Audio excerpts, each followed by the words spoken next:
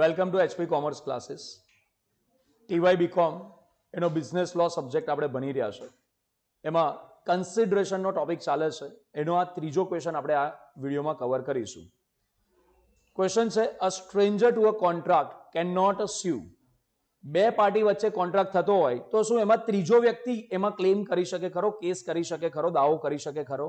ના કરી શકે. પણ અમુક આમાં એક્સેપ્શન્સ છે.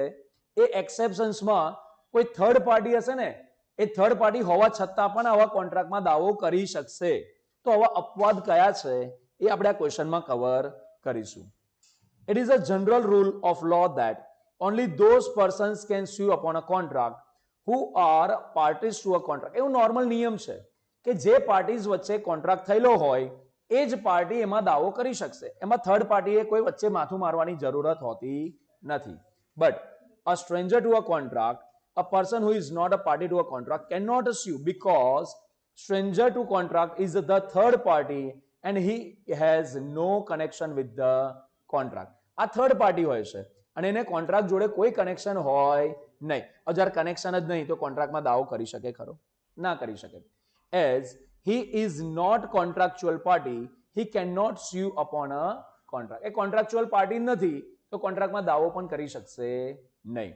This rule is known as doctrine of privacy of contract. આ રૂલને કયું નામ આપેલું છે? Doctrine of privacy of contract. Privacy of contract means existence of contractual relationship between the parties. Doctrine of privacy નો શું મતલબ થાય છે? Contractual relationship between the parties. Following are two consequences of doctrine of privacy of contract. હવે શું એના નિયમો છે? Let's see that. બે પરિણામો શું આવી શકે? A person who is not a party to a contract cannot sue upon it even if he has paid consideration because he does not get contractual right to enforce a contract. Third પાર્ટીએ કોન્ટ્રાક્ટમાં consideration pay જ નથી કર્યું તો કોન્ટ્રાક્ટમાં દાવો પણ કરી શકવાનો નથી અને કોન્ટ્રાક્ટને એન્ફોર્સ પણ કરાવી શકવાનો નથી. સો a stranger to a contract cannot sue on it. Example, if there is a contract between A and B, C cannot enforce the contract because he is stranger to a contract. આ પડી ખબર કે ના પડીલા? અજય અને વિજય માલની ખરીદ વેચાણ કરવાનો બિઝનેસ કરી રહ્યા છે. તો એમાં સુજય કઈ લેવા દેવાની જરૂર ખરી? ખબર પડી કે ના પડી? અજય અને વિજય કોન્ટ્રાક્ટ કરે છે તેમાં જે સુજય નામનો જે ત્રીજો વ્યક્તિ છે એને કોઈ આ કોન્ટ્રાક્ટ જોડે લેવા દેવા હોવી જોઈએ નહીં. બીજો point, a contract cannot give rights or impose contractual duty on that person who is not a party to a contract. અચ્છા, એ જ્યારે દાવો નથી કરી શકશો તો શું એના ઉપર કોઈ અધિકાર, એના ઉપર કોઈ કામ સોંપી શકાય ખરું? કામ પણ ના સોંપી શકાય. S bought tires from Dunlop company and sold them to D, a sub-dealer, who agreed with S not to sell below Dunlop's list price. D agreed with S that if he sells tires below the list price, then he would pay fine as damages. D sold 2 tires below the list price. Dunlop company sued him for damages. Held, Dunlop company could not maintain the suit as it was stranger to a contract. સાહેબ આ ખબર પડી નહીં, સમજાવો, અહીં ધ્યાન આપો. આ એક કંપની છે જે ડનલોપ કંપનીના ટાયર્સનો ધંધો કરે છે. હોલસેલર છે એવું સમજો. આ કોણ છે? હોલસેલર છે જે ડનલોપ કંપનીના ટાયર્સ હોલસેલમાં ખરીદ વેચાણ કરવાનો ધંધો કરે છે. હવે આ વ્યક્તિએ શું કર્યું? કોઈ ડીલરને ટાયર સપ્લાય કર્યા અને આ બે વ્યક્તિ વચ્ચે કોન્ટ્રાક્ટ થયો કે આ વ્યક્તિએ એવું કીધું, હોલસેલરે એમ કીધું, ભાઈ જો હું તને કંપનીના ટાયર આપી રહ્યો છું પણ તારે આ કંપનીના જે ટાયરની લિસ્ટ જે છે ને, પ્રાઇસ લિસ્ટ જે છે ને, આની નીચે તારે વેચવાના નહીં. પણ આ વ્યક્તિએ શું કર્યું?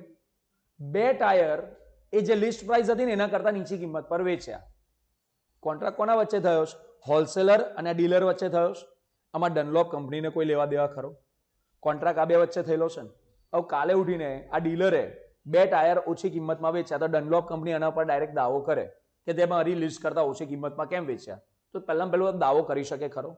ના કરી શકે. એ દાવો કરી શકશે નહીં. કેમ? કારણ કે કોન્ટ્રાક્ટ કોના વચ્ચે થયો છે? હોલસેલર અને ડીલર વચ્ચે. આમાં ડનલોપ કંપની કોણ છે? સ્ટ્રેન્જર છે, એને કોઈ લેવા દેવા છે નહીં. આ રીતના. નેક્સ્ટ જો, હવે કેટલાક અપવાદ છે કે જ્યાં આગળ થર્ડ પાર્ટી હશે ને છતાં પણ એ દાવો કરી શકશે. આ કયા અપવાદ છે? તો એમાં પહેલું છે trust or charge. When a trust or charge over immovable property is created for the benefit of the person, he can enforce it even if he is not a party to a contract. મતલબ કોઈ beneficiary માટે, કોના માટે? કોઈ beneficiary માટે કોઈ trust અથવા કોઈ ચાર્જ ક્રિએટ કરવામાં આવેલો છે, તો જે બેનિફિશિયરી છે એ બેનિફિશિયરી આવા કોન્ટ્રાક્ટ પર દાવો કરી શકે છે. તમને યાદ હોય ને તો ગઈકાલે પેલું એક મધર ડોટર અને પેલું માસી વાળું ઉદાહરણ આપ્યું હતું, રાઈટ? તો એમાં જે માસી જે હતા એ કોણ હતા? બેનિફિશિયરી હતા. અરે હ કે ના? કોન્ટ્રાક્ટ કોના વચ્ચે થયો હતો? મધર એન્ડ ડોટર વચ્ચે થયો હતો, રાઈટ? એવું એક આપણે આમાં પણ જે ઉદાહરણ આપ્યું છે જોઈએ ને, જુઓ. In case of creation of trust, one person gives his property to another person so that it can be used for the benefit of third person known as beneficiary. Here the contract entered into is between the author, that is creator of trust, and trustee, and beneficiary is not the party of contract, that is stranger to a contract. However, he can enforce the contract since the trust is created for his benefit. Example, A created a trust of his property for the benefit of B and appointed C as trustee. Here B can enforce the provision of trust even if he is not the party to a contract. મતલબ સમજાવું, હું મારા છોકરાના ભવિષ્ય માટે હું શું કરી રહ્યો? મારી જે પ્રોપર્ટી છે ને એ પ્રોપર્ટીને ભાડે આપી દઉં છું અને એમ કહું છું કે ભાઈ આ જો એક મેનેજર અપોઇન્ટ કર્યો, મેનેજર તારે આ પ્રોપર્ટીને મેનેજ કરવાની, હું તને આનો ટ્રસ્ટી બનાવું છું, બરાબર? અને આમાંથી જે પણ રૂપિયા ક્રિએટ થાય, જેટલા જનરેટ થાય એ બધા રૂપિયા તારે મારા છોકરાના ભવિષ્ય માટે વાપરવાના, બરાબર? હવે ધ્યાનથી સમજજો, કોન્ટ્રાક્ટ કોના વચ્ચે થયો? મારા અને ટ્રસ્ટી વચ્ચે, પેલા મેનેજર વચ્ચે. એને મેનેજરે મારા કહેવા પ્રમાણે મારા છોકરાના ભવિષ્ય માટે રૂપિયા વાપરવાના છે, બરાબર? અહીં આગળ ધ્યાનથી સમજજો, કોન્ટ્રાક્ટ અમારા બેનો છે, આ છોકરો કોણ છે? બેનિફિશિયરી છે, એ સ્ટ્રેન્જર ટુ અ કોન્ટ્રાક્ટ છે. પણ કાલે ઉઠીને જો મેનેજર રૂપિયાનો સદુપયોગ ના કરે, એના ભવિષ્ય માટે ના વાપરે, તો આ જે છોકરો છે એના ઉપર દાવો કરી શકે છે. ખબર પડી? તો આ આખો પોઈન્ટ સમજાવે છે. સમજી ગયા કે ના સમજ્યા? આગળ, marriage settlement, partition or other family arrangement. When an arrangement is made in connection with marriage, partition or other family marriage arrangements and a provision is made for the benefit of a person, he may sue even though he is not a party to an agreement. Example, on partition of joint property, two brothers agreed to invest in equal shares of certain amount of money for the maintenance of their mother held. Mother can sue them to enforce this agreement. ધ્યાનથી સમજો, કોઈ joint property હતી. હવે એ joint પ્રોપર્ટીમાં બે ભાઈઓ જે છે છૂટા પડ્યા, એ લોકોના ભાગ પડી ગયા. એ લોકો એમ કીધું ચલો આપણે એક કામ કરીએ, થોડી થોડી રકમ આપણે કોન્ટ્રીબ્યુટ કરીએ અને આપણી મધરના જેટલા પણ ખર્ચા છે ને એ કોન્ટ્રીબ્યુશનમાંથી એ ખર્ચા નીકળ્યા કરશે, બરાબર? મધર કોણ હતી? બેનિફિશિયરી હતી. કોન્ટ્રાક્ટ કોના વચ્ચે થયો હતો? બે ભાઈ વચ્ચે થયો હતો. એ લોકોએ નક્કી કર્યું કે આપણે થોડું કોન્ટ્રીબ્યુશન આપીએ અને એમાંથી જે ફંડ ફાળો ઊભો થશે એમાંથી એનો ઉપયોગ આપણે મમ્મીના એના માટે વપરાશે. કોન્ટ્રાક્ટ બે ભાઈઓનો હતો, બેનિફિશિયરી હતી મધર. તો કાલે ઉઠીને બે ભાઈઓ જો કોન્ટ્રાક્ટનું એગ્રીમેન્ટનું પાલન ના કરે તો શું મધર એના ઉપર દાવો કરી શકે કે ના કરી શકે? બિલકુલ કરી શકશે. ખ્યાલ આવે છે બધાને આ વસ્તુ? Contract of family arrangement are mostly seen in case of partition of properties of joint family or Hindu undivided families. Generally આ કેસમાં જ આ વસ્તુ જોવા મળતી હોય છે. નેક્સ્ટ હવે જોઈએ, acknowledgement or estoppel. When a person by his conduct acknowledges acting as an agent of third party, he is bound to fulfill his obligation. ધ્યાનથી સમજો, કોઈ વ્યક્તિ એમ કે ભાઈ હું આ વ્યક્તિનો એજન્ટ છું અને સામેવાળી પાર્ટી એ વ્યક્તિની વાતને માની પણ જાય, ભલે પછી હું એજન્ટ હોઉં કે ના હોઉં, પછી એ વ્યક્તિની મારે શું કરવું પડશે? એને જે કોન્ટ્રાક્ટ થયો છે મારે એનું પાલન કરવું પડશે. ઉદાહરણ સમજો, B receives ₹500 from A and agrees that it will be paid to C. Here C can recover this amount from B. શું થયું આ વસ્તુ? મેં બીને રૂપિયા આપ્યા, એટલે તું વડોદરા જઈ રહ્યો છે ને, એક કામ કર, તું છે ને મારા મિત્રને ત્યાં આગળ વડોદરામાં જ રહે છે, એને તું આ 500 રૂપિયા આલ દેજે. બરાબર. કોન્ટ્રાક્ટ કોના વચ્ચે થયો છે? એ અને બી વચ્ચે. તો શું સી નામનો વ્યક્તિ આ બી નામના વ્યક્તિ પાસેથી રૂપિયા રિકવર કરી શકશે કે નહીં કરી શકે? બિલકુલ કરી શકશે.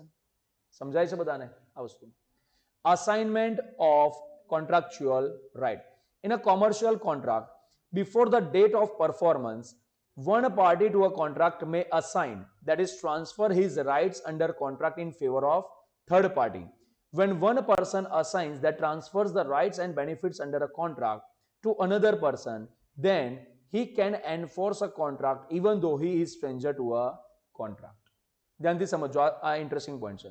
ઉદાહરણ પણ સાથે લઈ લો. The assigning of insurance policy can sue on a contract even though originally he was not a party to a contract. હવે શું થયું મતલબ આમાં? જો મારા અને આના વચ્ચે, અમારા બે વચ્ચે કોન્ટ્રાક્ટ થયો છે, બરાબર?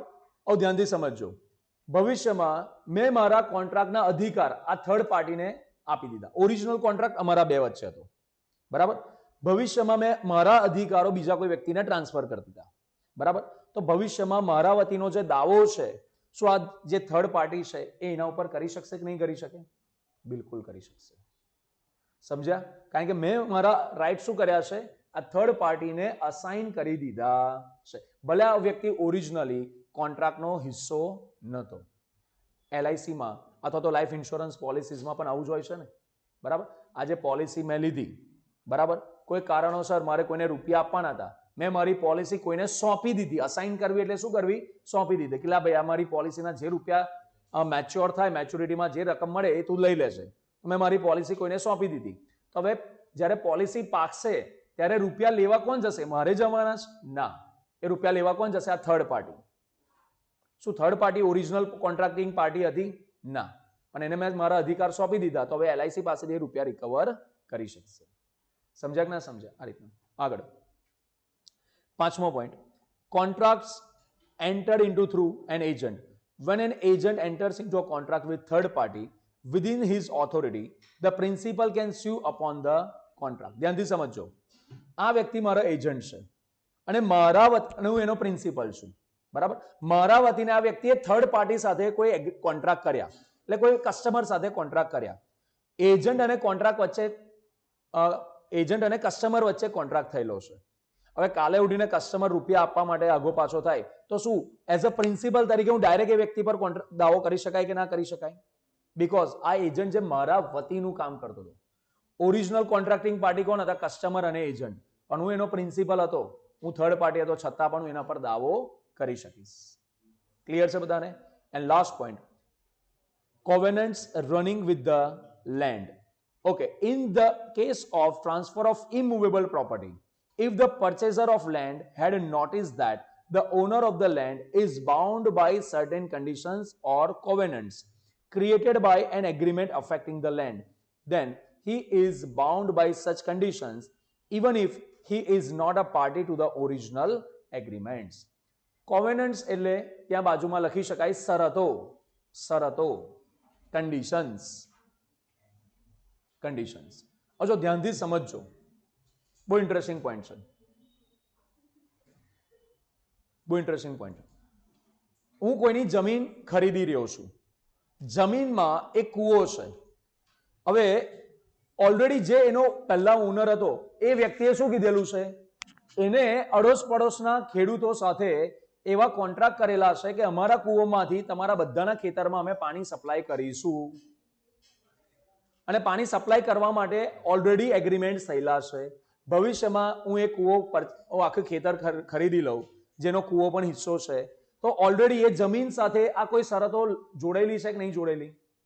તો મારે પણ પછી ભવિષ્યમાં એ શરતો સાથે જોડેલું રહેવું પડશે, ભલે હું એમાં ઓરિજિનલ કોન્ટ્રાક્ટિંગ પાર્ટી નતો. ખબર પડી કે ના પડી? ચાલો આનું એક બીજું એક ઉદાહરણ આલું. કોઈ જમીન હું ખરીદી રહ્યો છું, ત્યાં આગળ પેલું વીજળીના મોટા પેલા નહીં આવતા ટાવરો હોય છે ને, જેના પરથી તાર જાય છે. હવે ઓલરેડી એ જમીન પર એ ટાવર હતા જ, બરાબર? હવે જમીન ખરીદી, હવે એમ કહું ચાલ ભાઈ આ ટાવર હટાય, નહીં ચાલે, ટાવર તોડાઈ નાખું JCB. એટલે ચાલવાનું છે આવી રીતના પોતાની મરજી પ્રમાણે. ઓલરેડી એમાં શરતોને અધીન એ વસ્તુ થયેલી જ છે, તો ભાઈ મારે પણ એ શરતોને માન્ય રાખવી પડશે.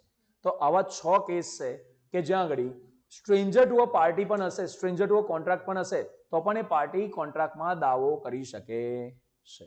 આશા રાખું છું બધાને ખ્યાલ આવ્યો હશે. ધન્યવાદ.